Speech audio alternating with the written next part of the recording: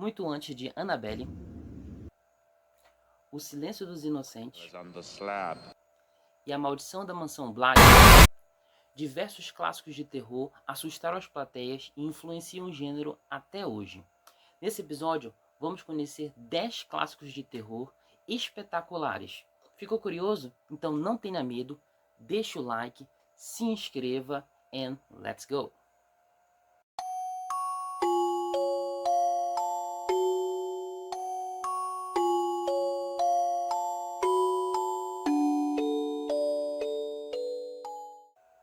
Para montar esse episódio, eu utilizei uma coleção espetacular lançada aqui no Brasil pela Versátil Home Video. Se chama Obras-Primas do Terror. São mais de 20 boxes em DVD, além dos spin-offs lançados pela editora, e cada box contém de 6 a 7 filmes clássicos e diversos extras que nos ajudam a conhecer esses filmes, contextualizar a época em que eles foram lançados e conhecer os envolvidos nas produções, tá bom? Tudo bem. Outra coisa importante é que nesse episódio eu vou focar apenas nos filmes anglófonos, ou seja, filmes que são falados na língua inglesa. Então tem filmes tanto dos Estados Unidos quanto da Inglaterra. Em outros episódios eu vou focar em filmes de outros países também, porque a Versátil é muito conhecida por sua pluralidade. Legal! Bem louco! Para a minha primeira indicação, eu tenho aqui um Portmanteau, que são antologias de terror, onde você tem diversas histórias fantásticas com personagens diferentes, todas conduzidas e conectadas por o mesmo fio condutor, que seria aí normalmente um personagem. E tem sempre aquele plot twist que vai surpreender a gente no final do filme. A primeira aqui, que eu vou mostrar para vocês, saiu nesse primeiro volume da Versátil, que se chama No Silêncio da Noite. No original, Dead of Night, de 1945. Na trama, temos o arquiteto Walter Crabbe como personagem que vai manter o elo das diversas histórias sobrenaturais que vão se desenrolar durante o filme. Craig sofre de pesadelos recorrentes com um grupo de pessoas que se reúnem em uma casa de campo, que noite após noite ele é atormentado pelo mesmo sonho. E até que, certo final de semana, ele é contratado pelos proprietários de uma casa para realizar uma reforma. Até aí tudo bem. Até que ao chegar lá, ele encontra o mesmo grupo de pessoas e vive as mesmas situações do seu sonho, que sempre tem um desfecho macabro. É como se ele tivesse uma espécie de premonição. E tudo que o Craig vê em seu sonho vai se tornando realidade. Cada uma dessas 5 pessoas irá presenteá-lo com uma história fantástica diferente. Vão ser 5 ao total. E o psicanalista Dr. Van Straten vai analisando o convidado e sempre dando uma resposta cética e plausível. Vou comentar 3 dos contos que eu mais gostei. A primeira história, The Hearse Driver, é contada pelo piloto de corridas, Hugh Granger, que após sofrer um grave acidente na pista, sobrevive milagrosamente. Internado, ele tem uma visão de um cocheiro e uma carruagem negra dizendo para ele: "Tem espaço para mais um, senhor?" Ao ter alta, ao pegar um ônibus, ele vê que o motorista é o mesmo e diz para ele: "Tem espaço para mais um, senhor?" Amedrontado, ele desiste de pegar o ônibus, que logo em seguida perde o controle e cai de uma ponte. Ou seja, o estranho sonho salvou o piloto da morte mais uma vez.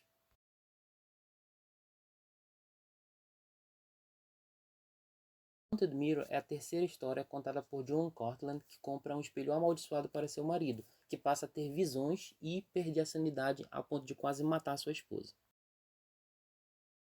A quinta e última história, The Ventriloquist Dummy, é a melhor de todas.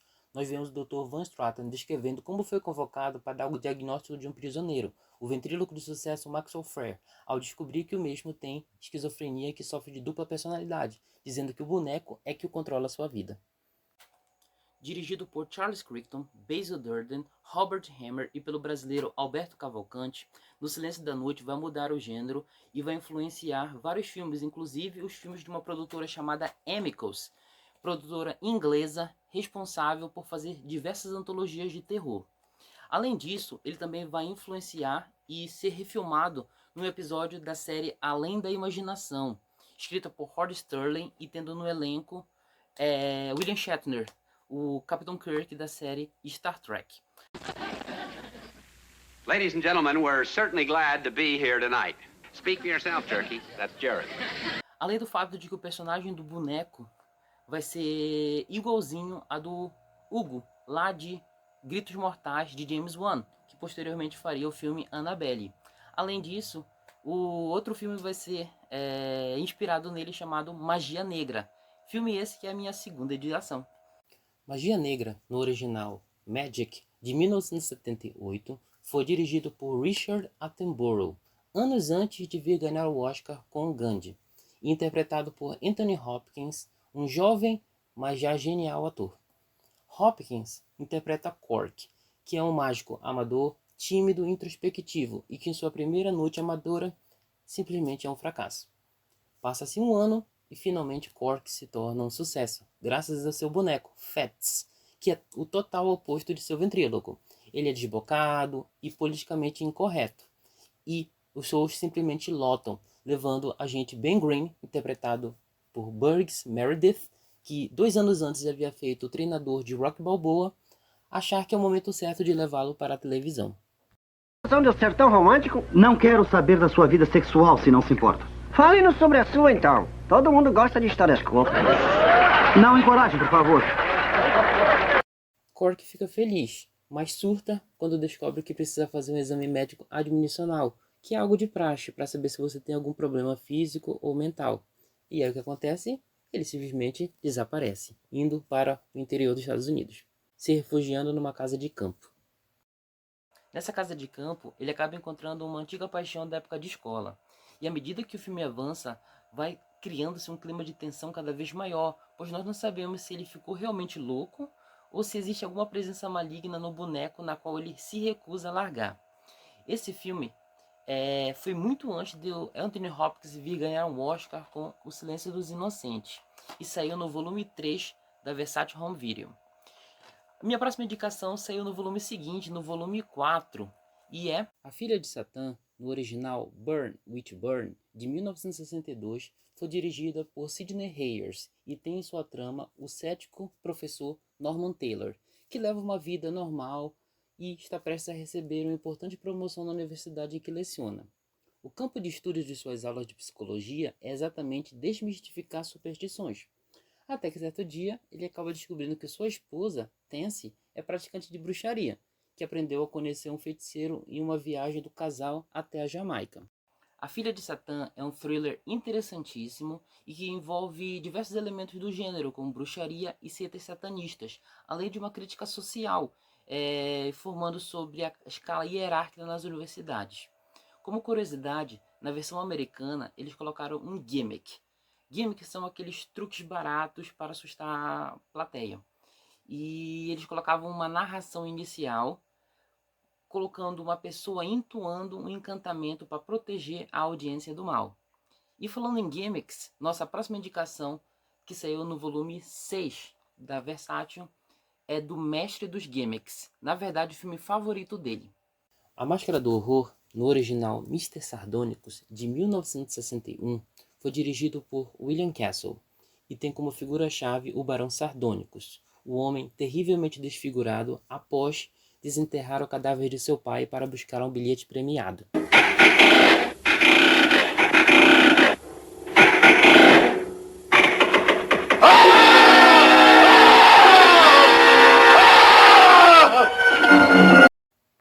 O Barão passa a sequestrar jovens e torturá-las para fazer experimentos como forma de buscar uma cura para a maldição que lhe aflige. Todos, é claro, sem sucesso. Sua última esperança acaba sendo o ex-namorado de sua esposa, o brilhante médico Sir Robert Cargrave. O barão resolve fazer uma proposta ao médico. Se ele conseguisse reparar o seu rosto, lhe daria não somente uma grande fortuna, mas também libertaria sua esposa para ir com ele. Me dê, babá! Para encerrar o filme, o gimmick que o William Castle cria é muito interessante. Ele dá para a plateia, ao entrar no cinema, 2 placas. A primeira placa segurando um sinalzinho de bom, ou seja, se a plateia segurar esse cartaz com o dedo polegar para cima, o vilão vai ter um final bom, um final satisfatório. Agora, se a plateia segurar com o polegar virado para baixo, significa que o vilão vai ter um final horrendo. Bem, de acordo com a atriz que fez o filme, o diretor gravou apenas uma cena, que é a cena que vai no final. Mas o William Castle jurou durante toda a sua vida que ele gravou ambas as cenas. Bem, Aham, sei. a minha quinta indicação é um dos maiores, mais belos e mais influentes filmes de terror de todos os tempos. Os Inocentes, no original The Innocents, de 1961, foi magistralmente dirigido por Jack Clayton, que posteriormente seria o diretor de O Grande Gatsby, de 1974, com Robert Redford e Mia Farrow. E foi escrito a quatro mãos por William Archibald e Truman Capote, baseado na obra clássica de terror The Turn of the Screw, de Henry James. A trama se passa na Inglaterra do século XIX e conta a história da senhorita Giddens, uma mulher extremamente católica e que vira governanta de Flora e Miles, sobrinhos de um rico empresário de Londres que contrata a senhorita Giddens como governanta da sua casa. Eventualmente, ela começa a achar que tem algo de muito errado com as crianças, que começam a agir de uma maneira muito estranha e misteriosa, e até com a própria casa. Em um certo momento, ela vê ao longe, perto do lago, a figura de uma mulher e a silhueta de um homem numa janela, até finalmente descobrir que eles eram antigos empregados da casa e que agora estão mortos. Brilhantemente interpretado por Deborah Kerr, o filme te deixa com aquele sentimento de dúvida, com aquela pulga atrás da orelha, se realmente os fantasmas existem ou se fazem tudo parte da insanidade do desejo sexual reprimido que a protagonista sente e sempre sentiu durante toda a sua vida. Recentemente, a mesma história foi adaptada para a Netflix pelo diretor e produtor Mike Flanagan, o mesmo do filme Rush e da minissérie A Maldição da Residência Hill. A principal diferença entre o filme e a minissérie, que conta com 9 episódios, é que além da história principal, A Volta do Parafuso, eles também adaptaram alguns contos de Harry James para incluir na trama. E esse filme, Os Inocentes, saiu aqui no Brasil no volume 7 de Obras-Primas do Terror. E no volume seguinte, no volume 8, nós temos aqui um dos melhores filmes que a Hammer já fez. O Médico e a Irmã Monstro, de 1971, no original Dr. Jekyll and Sister Hyde, foi dirigido por Roy Ward Baker e tem na sua trama o Dr. Henry Jekyll, um grandíssimo doutor que tem como objetivo achar o elixir que cura todas as doenças. Mas percebendo que isso deveria levar mais tempo do que ele mesmo tem, ele resolve mudar de direção e procurar pelo elixir da vida. Para isso, ele usa de hormônios femininos, já que tradicionalmente mulheres vivem mais do que homens. Com a ajuda de Burke e Hare, que foram duas figuras históricas reais, ele consegue cadáveres femininos e finalmente chega no elixir da vida. Como cobaia, ele resolve ele mesmo tomar o elixir, fazendo com que ele mude de sexo de homem para mulher. Essa versão feminina mostra-se o total oposto do Dr. Jekyll. Ela é muito mais sensual, provocante e sagaz. É mau caráter mesmo. Quê? Escroto, raça ruim, ardiloso, filho da puta. Denominada Edwina Hyde, eventualmente as duas personalidades vão entrar em conflito para ver quem vai tomar o controle final de suas ações. Uma coisa que me surpreende muito nesse ciclo final de filmes da Hammer é como eles conseguem ser extremamente criativos. Além dele, nós também temos dois filmes que foram lançados pela Versátil na coleção Vampiros no Cinema: O Caçador de Vampiros, de 1971, e no ano seguinte, O Circo dos Vampiros. A próxima indicação é o filme mais recente dessa lista. O filme Possessão, de 1981, no original Possession, é o filme mais pesado dessa lista, recomendado para maiores de 18 anos. Na história, Senil interpreta Mark, que é casado com Anna, que ficou muito tempo ausente devido ao seu obscuro trabalho. E ao voltar dessa viagem, ele encontra o casamento totalmente destruído, pois na verdade Anna está tendo um caso extraconjugal com Heinrich. Chame eu de corno, vê se eu não meto a mão em você. Pois é, corno não. Se me chamar de corno... Mark tenta fazer de tudo para restabelecer o casamento, mas eventualmente Anna foge e abandona ele e o filho pequeno, Bob. Obcecado, ele contrata um detetive para saber onde Anna passa seus dias e suas noites, e principalmente com quem. E quando ele descobre, não é nada agradável. com uma atuação fantástica de Isabelle Gianni, que ganharia o prêmio em Cannes de melhor atriz, e pelo veterano Sam Neill. Esse é um dos mais bizarros filmes de terror já feitos e foi dirigido pelo alemão Andrzej Zulawski. A partir dos anos 40, uma pequena produtora norte-americana chamada RKO, a mesma que fez King Kong em 1933, viria a produzir diversos filmes de terror psicológico, sugestivos e que iriam o oposto da sua concorrente, a Universal, que desde os anos 30 vinha fazendo filmes de monstros clássicos, Frankenstein, Drácula e a Múmia. Com o objetivo de criar um terror mais sugestivo e de baixo orçamento, o primeiro diretor pensado foi Jacques Tourneur, que em 1943 veio a fazer Sangue de Pantera, que foi um tremendo sucesso. Então, eles partiram para o segundo filme. Dirigido por Jacques Tourneur, o filme O Homem-Leopardo, de 1943, no original The Leopard Man, conta a história de uma performer de um nightclub no Novo México, Kiki Taylor, que, encorajada pelo gerente com uma espécie de jogada publicitária, resolve incluir um leopardo negro em suas atuações. Até que a merda acontece. O animal foge devido ao barulho e às luzes do clube, e passa-se alguns dias, começa a surgir alguns cadáveres mutilados na vila. Todo mundo acredita que são ataques do leopardo, mas a Kiki não se convence muito disso não. A nona indicação saiu no volume 15 de Obras-Primas do Terror. Dirigido por William Castle, aquele mesmo de A Máscara do Horror, Trama Diabólica, no original Homicidal, de 1961, começa com a Emily, interpretada pela atriz Jean Alice, que consegue convencer um funcionário de um hotel na Califórnia a se casar com ela em troca de uma compensação financeira. Ele aceita e durante a cerimônia, Emily tira uma faca de sua bolsa e mata o juiz de paz. Imediatamente, a polícia investiga e chega até Miriam Webster, interpretada pela atriz Patricia Breslin, que tem um álibi para a noite do assassinato. No mesmo dia, o irmão de Miriam, Warren, volta da Dinamarca devido à morte de seu pai, e ele, como herdeiro de toda a propriedade, tem que se casar com alguém para poder finalmente ficar com toda a herança. E aí nós descobrimos que a noiva de Warren é nada mais, nada menos do que Emily.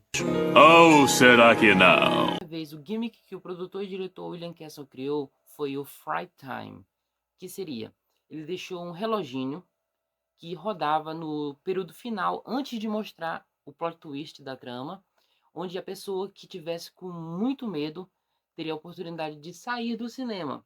Entretanto, a pessoa teria que assinar um papelzinho dizendo que era um covarde e bater uma foto.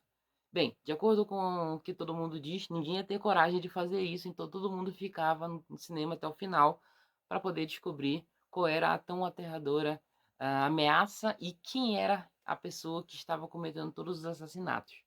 Nossa, eu tô tremendo de medo. Olha aí como eu tô tremendo de medo. Minha última indicação saiu no volume 16 da Obras-Primas do Terror, e ele é o filme mais cisgênero de toda essa lista, porque ele mistura terror, ficção científica, trama policial e religião. Dirigido por um dos maiores expoentes da nova Hollywood, Larry Cohen, foi Deus quem mandou, no original God Told Me To, de 1976, conta a história de um policial de Nova York que resolve investigar uma série de assassinatos. Aparentemente, todos eles não têm nenhuma relação uma com a outra, pois se passam em locais diferentes. Entretanto, uma coisa tem em comum: todos os assassinos, ao final, ou antes de se matar, ou antes de serem presos, finalmente dizem: foi Deus quem mandou. E aí, gostou das indicações? Então aproveite para pegar essa coleção, ou no site da Versátil, que está tendo o Black November, onde eles estão dando desconto nas suas edições. Infelizmente, algumas delas já estão esgotadas. Esperamos aí que ano que vem eles vão relançá-las, ou você pode assistir de outras formas. Então, é isso. Muito obrigado. Em breve eu farei outro episódio mostrando outros filmes da Obras-Primas do Terror, ok? Então não esqueça de se inscrever, compartilhar com os amigos e os familiares e see you there!